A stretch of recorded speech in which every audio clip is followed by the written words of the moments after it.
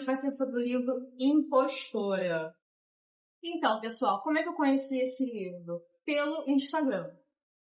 Eu vi muitas pessoas, já tem um tempinho, não é um livro que eu encontrei recentemente, não. Eu demorei muito a comprar, porque o preço dele estava um pouco muito salgado.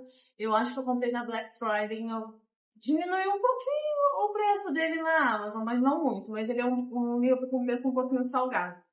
Eu via muitas impressões dele no Instagram e impressões muito intensas. Ou a pessoa tinha gostado muito, ou odiado muito. Nada ali no meio termo, nada mais ou menos. Ou a pessoa amou ou odiou. E eu acho que isso acontece pela temática do livro, que ele gira em torno do mercado editorial. O assunto do livro é esse, só isso. Tudo que acontece no livro é em torno desse tema. Então, se a pessoa não tem interesse, não tem curiosidade, não vai gostar do livro também. Mas eu gostei do livro, não amei, mas gostei. É um livro bom, é um livro bem redondinho. Eu achei a história muito bem construída, muito bem narrada. É narrado em primeira pessoa, então a gente já sabe que primeiros narradores não são confiáveis. Então, a June, nos conta o que ela quer. Ela nos passa a impressão que ela quer passar, né? Tem que olhar as coisas e tirar as nossas conclusões. O livro Impostora me lembrou um pouco o filme Ficção Americana. O filme Ficção Americana é sobre um autor negro que, se eu não me engano, ele escreve livros filosóficos sobre a Grécia, algo assim. E que ele está enfrentando várias dificuldades no mercado editorial, que o mercado não quer mais os livros dele, não aceita, porque ele não escreve como negro. E ele está ali naquela luta de uma crise existencial de ou parar de escrever o que ele quer escrever para ele poder vender livros, ou ele continuar escrevendo o que ele quer e não vender livros. Então, esse livro aqui bebe um pouco dessa temática, mas não do mesmo jeito. Mas o filme é bom, vale muito a pena. Então, sobre o que é o livro Impostora? É sobre a June Hayard. Deixa eu ver o nome dela, não esqueci. A June tem uma amizade de longa data com a Athena Liu. A June é americana e a Athena Liu é descendente de asiáticos. As duas são escritoras, sendo que uma conseguiu a fama e outra não. Elas são amigas próximas, mas já aquela proximidade superficial, que você encontra para sair e conversa assuntos padrão. Assuntos padrões. E a Athena, o livro já começa com a Athena assinando um contrato com a Netflix para adaptar um livro dela para série ou filme. Então a gente já começa desde o comecinho vendo que a June tem um certo ressentimento com ela, porque a Athena conseguiu tudo que a June não queria. Porque a Athena conseguiu tudo que a June queria. Então, como é a June que narra, ela vai soltando algumas coisas que faz com que a gente perceba. Então, tem até um pouquinho de raiva da Athena. E como a Athena é asiática, descendente de asiática, a June diz que ela é a cota da minoria, que ela só conseguiu o que ela conseguiu, que ela faz parte de uma minoria. Ao mesmo tempo, no mercado editorial ele é aleatório. As pessoas não fazem sucesso por conta da qualidade. E sim porque o mercado escolhe alguém aleatoriamente e aquela pessoa vai fazer sucesso. Então, a partir do momento que a pessoa é escolhida para fazer sucesso, tem todo um aparato que o mercado prepara para aquela pessoa ficar no posto de alguém bem-sucedido, de um escritor muito bom. E aí a gente não sabe, né? Se é verdade ou não, ou se é só um ressentimento da June. Mas eu falando, eu acho que é verdade, né? Tem até algumas pessoas aí, alguns escritores que fazem sucesso, eu leio o livro e fico, nossa, sério? Isso aqui tá na primeira lista, tá todo mundo comentando? Por quê? Então agora eu vou começar a contar a história do livro, contar eventos, acontecimentos e a comentar cada coisa que acontece. Então vai ter spoilers. Mas antes de começar qualquer coisa, esse livro ele tem um assunto que pode ser polêmico, pode ser tratado de forma polêmica. Não que o livro faça isso, é um livro de literatura. Então a função da literatura não é ser panfletária, é nos apresentar recortes da realidade. E a partir desses recortes, oferecer reflexões pra gente trazer para nossa vida e aumentar o nosso repertório. E é isso que esse livro faz. Ele não nos diz o que pensar, ele não nos dá respostas prontas dizendo o que é certo e o que é errado. É como se fosse uma cebola, assunto. Tipo, o assunto do livro é uma cebola. Aí ele vai mostrando as camadas e as nuances e os vários vieses que aquele assunto tem. Ele não traz nenhuma resposta certa, traz perguntas.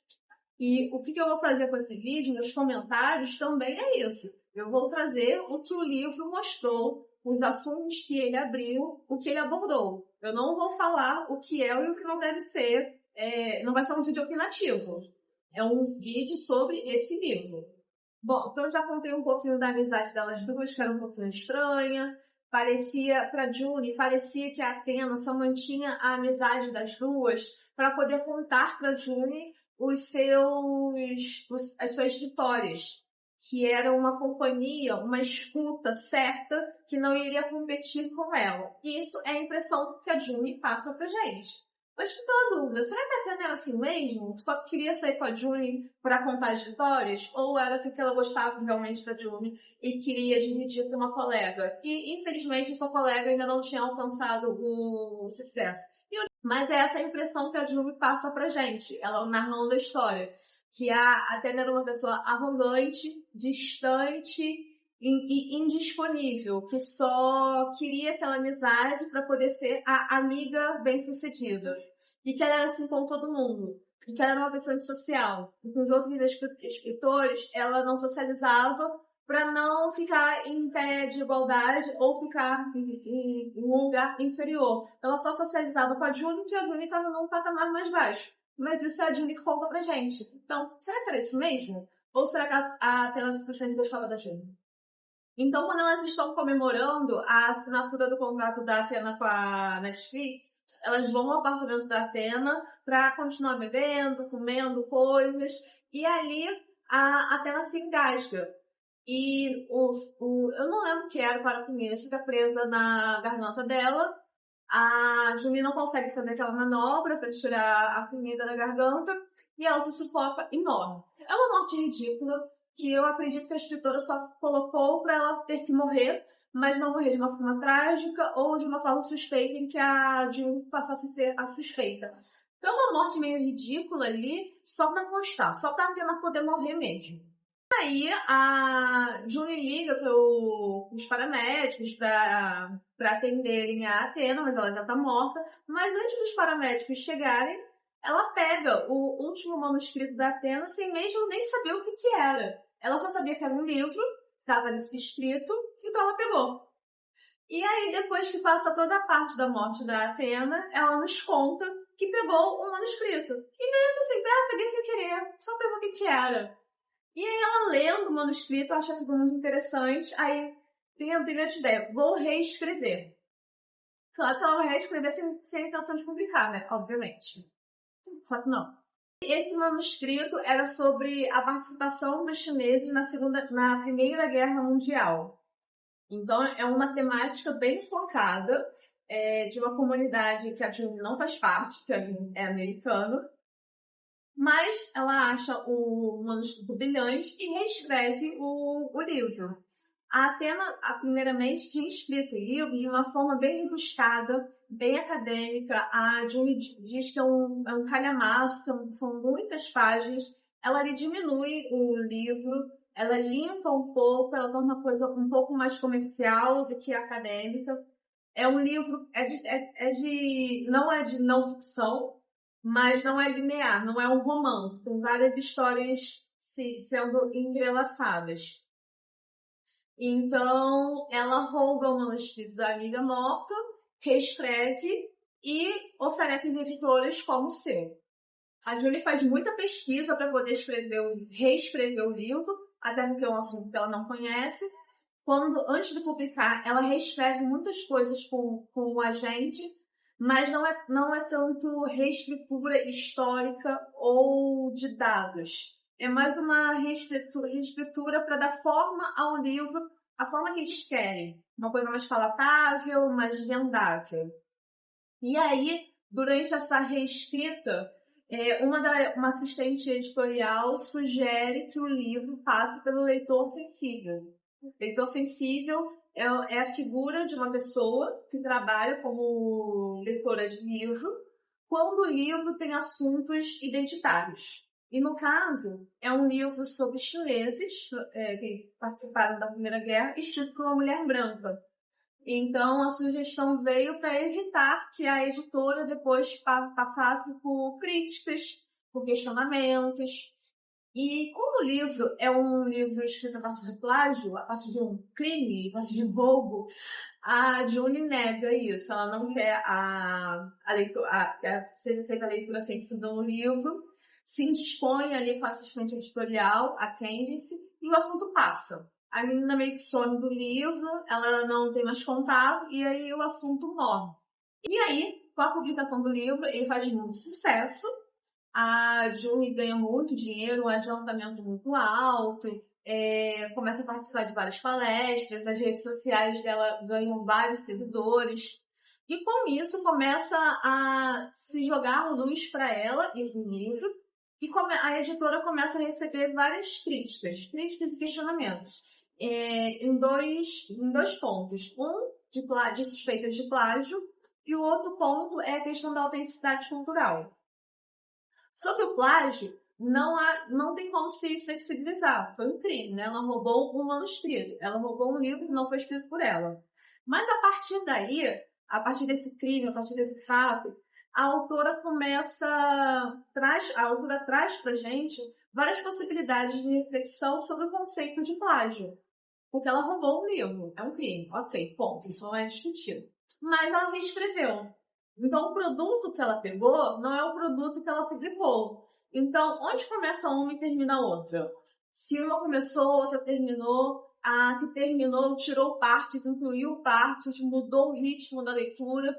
Então, foi um crime, foi um roubo de manuscrito. Ok, mas de quem é o livro? Se ele foi reescrito. A questão do plágio também entra em outra esfera. Porque o nosso repertório cultural, pessoal, profissional, a gente constrói a partir de estudos, a partir de conversas, a partir da nossa vivência no mundo. Então, ninguém é 100% original. A gente vai pegando coisas de outras pessoas, a gente vai pegando coisas de livros, coisas de vivências, de conversas. Às vezes a gente repete algo inconscientemente. Então, ninguém é totalmente original. Então, qual é o limite de plágio? Onde que a gente cria algo que é realmente nosso e onde que está tudo isso que a gente pegou do ambiente e colocou ali? Como dividir uma coisa da outra? Tem algumas situações que o livro traz que são muito interessantes. Por exemplo, a June foi com a Athena em um evento sobre a Primeira Guerra, que no momento ela não sabia que era pesquisa do livro, mas depois ela recapitulou e entendeu. E nesse evento, a Athena, ela conversava com veteranos de guerra, sentava, ficava fazendo perguntas e escrevia, ela fazia entrevistas mesmo. Então, as histórias que ela colocou no livro não eram histórias dela, eram histórias das entrevistas que ela fez. Foram histórias que ela coletou no mundo e colocou no papel. Então, isso também é uma forma de plágio, que a história não é dela. Um ex-namorado da Athena, em um determinado momento do livro, ele conta que uma das coisas que incomodava muito ele no relacionamento com a Athena era que às vezes ele sentia que ela provocava brigas para ver a reação diante dele daquela situação.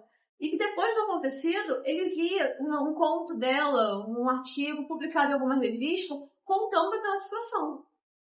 Então, assim, a pesquisa dela era com seres humanos, era com experiências, com a vida em si. Então, não é uma criação abstrata.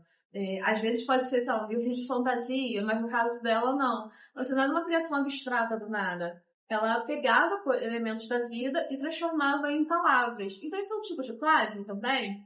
A própria June, em um momento, ela conta que teve uma situação traumática na vida, em que a Athena participou, e que ela compartilhou aquele momento da Athena como amiga, para passar por aquilo, procurando por apoio, e que um tempo depois a Athena escreveu sobre aquela experiência que era pessoal da June. Então, o que é criar, né? O que é criar, o que é plágio, como que a pessoa cria sem pegar elementos da vida. E a outra forma de crítica, que foi também muito trabalhada no livro, é a questão da autenticidade cultural, da apropriação cultural. porque a June é uma mulher branca que escreveu um livro com um tema asiático. Ela até altera o nome de June Maillard para Juniper Song. Eu até escrevi aqui, para ficar uma coisa meio dúbia, para se a pessoa não conhecer ela, né, ler Juniper Song, pensar que é asiático. Enfim, uma tentativa de manipulação ali, né? E essa questão também pega bastante. Por quê?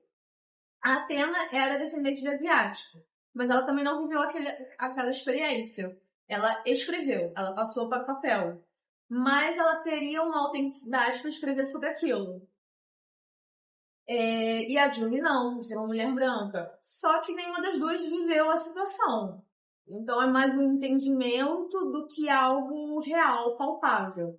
É mais um acordo tácito social do que um poder ou não poder, de fato. Tem algumas situações levantadas no livro que fazem a gente refletir sobre isso. Por exemplo, a June, ela é convidada para participar de um evento dos veteranos da guerra em si, porque eles ficaram muito felizes com a publicação do livro, porque eles não eram representados em livros, em histórias. Eu esqueci o nome do grupo chinês que participa desse evento que é citado no livro. Mas eles ficaram muito felizes por ser representado. E nesse momento, a June conta no livro que ela realmente se sentiu mal. Que ela viu ali pessoas que participaram daquilo, que estavam compartilhando com ela algo, só que ela não tinha escrito de fato o livro. Então ela se sentiu mal. Mas, ao mesmo tempo, ela se confrontava com todas essas outras situações com a Athena de plágios justificáveis, vamos dizer assim. Então, ela não enxergava, ela não via como que isso poderia ser um problema. Se a própria Athena não viveu aquilo, se a própria Athena, quando era viva, ela às vezes se sentia uma obrigação de ser asiática. Assim como no filme ficção americano, que o escritor ele precisa escrever livros com temáticas negras. Bom, enfim, a June viveu tudo isso, críticas sobre plágio, críticas sobre a autenticidade cultural, foi cancelada. E uma questão muito engraçada sobre o cancelamento é que, de fato, ela roubou o livro. Então, se ela estava sendo cancelada pela suspeita de plágio, o cancelamento estava certo. Mas o engraçado é que, assim, o livro já é nos dias de hoje, né? Então, tem uma grande participação que acontece nas redes sociais. Então, a questão interessante é que quando acontece o cancelamento, apesar de ser por um motivo real, eles não sabem, eles só suspeitam, mas o motivo é real, claro. Mas toda a argumentação usada para o cancelamento é falsa. Porque como eles não têm elementos para argumentar e dizer que não é um plágio, as pessoas, a rede social em si, vai em busca de elementos no passado da June que justifique o cancelamento. E eles acham, né? Um post aqui, uma foto ali, uma fala errada a colar, mas tudo, não tem nada a ver. Eles pegam algo e eles costuram com o assunto, mas que é falso, é fake, não, é forçado. Eles pegam algo e forçam como um argumento para o cancelamento, mas que a gente sabe que é falso. Mas o cancelamento em si é verdadeiro porque ela, de fato, plagiou o livro. Nesse inteirinho, no meio disso tudo, dessas críticas de bloqueio criativo porque ela escreveu o livro, que fez sucesso, e agora ela precisa escrever outra, só que ela não consegue, ela não tem tema. E a editora tá pressionando ela. O que ela pensa em fazer, então? Em escrever um livro contando o roubo. Contando a amizade dela com a Athena, contando a morte, como é que foi, como que ela roubou, como que ela reescreveu o livro, como é que foi a publicação. Ela decide escrever um livro contando a verdade. E a grande questão não é se a verdade é boa ou ruim. Se a verdade vai manchar a reputação dela. É que o novo livro contando a verdade vai dar às pessoas o que elas querem. E aí o livro vai vender. E aí o livro vai fazer sucesso. E aí ela vai ganhar dinheiro. E o mercado vai ficar satisfeito. Então é essa roda, essa maquinaria que o livro mostra pra gente. De que o escritor fazer sucesso não é normalmente. pode não ser uma questão de qualidade, é uma escolha aleatória, porque alguém tem que ser escolhido com sucesso para estar lá na ponta, e que é preciso uma engrenagem para isso funcionar. E que não necessariamente essa engrenagem funciona a partir de virtudes. Então ela vai escrever esse novo livro contando o roubo, contando tudo. Porque a partir disso ela não vai ser mais cancelada. Ela vai ser uma autora de sucesso novamente. E é nesse momento em que ela está decidida a escrever um novo livro, em que o Instagram da Athena começa a publicar novamente fotos da Athena em cafés, na rua, só que com legendas dirigidas a June. E parece que o perfil da Athena está restrito e que só a June consegue ver, apesar de ser o mesmo perfil de sempre. Porque não tem curtida, não tem comentários, não tem nada. E aí a June nomeia isso de fantasma da Athena. E ela passa páginas e páginas agoniada com isso, tentando descobrir quem tentando descobrir se vão fazer alguma chantagem com ela. Enfim, isso começa a mexer com a cabeça dela. Até que ela entra em contato com o perfil e marca um encontro num lugar em que só ela e a Athena conheciam. A escadaria onde foi filmado o filme O Exorcista.